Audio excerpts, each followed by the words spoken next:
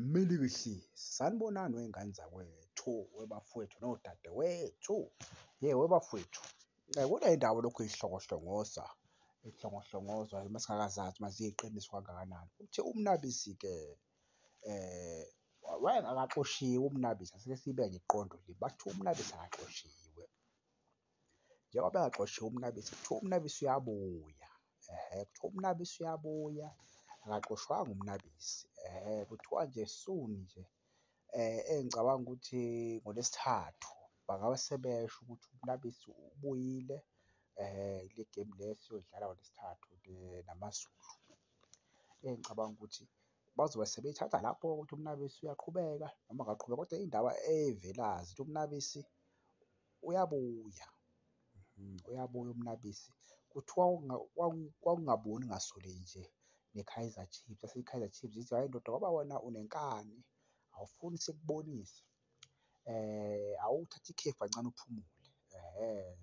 So yasenza kanjalo-ke i-Kaizer Chiefs-ke nomnabisi ngathi wavumelana-ke naleyo nto leyo. Njengoba nazi-ke ukuthi i-Kaizer Chiefs-ke wonke lama-technical team laphana o-coach abamnabisi. So umnabisi i-Chiefs efuna ukumchitha-ke yasithi umnabisi, no maningichitha madoda ngihamba nabadlali nabafana bami ngoba phela bangaphansi kwami.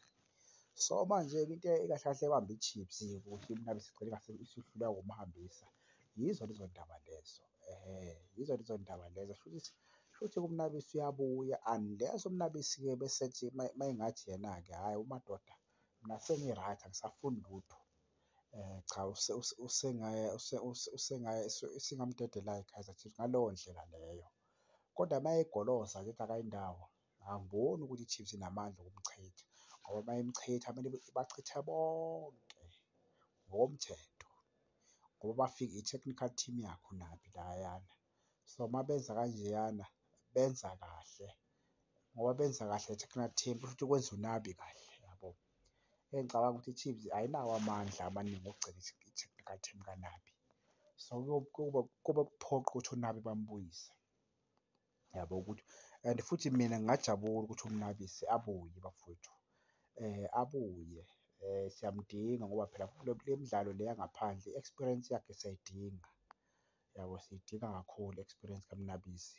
Engafika ede lapha nalapha, yabo, engafika ede lapha nalapha umnabisi. Sigcina sizibona seku-final njengoba asithathele i-Nedbank. Mina ngiyabhiliva ukuthi masingahamba nomnabisi, umnabisi angasithathela le-Confederation, engasithathela, ngiyamthemba lo baba lo, yabo. So engicabanga ukuthi i-Kaizer Chiefs ayimuphe nje futhi ithuba lesibili umnabisi ukuthi abuye asithathe asibeke ku-Confederation final siyiwine futhi.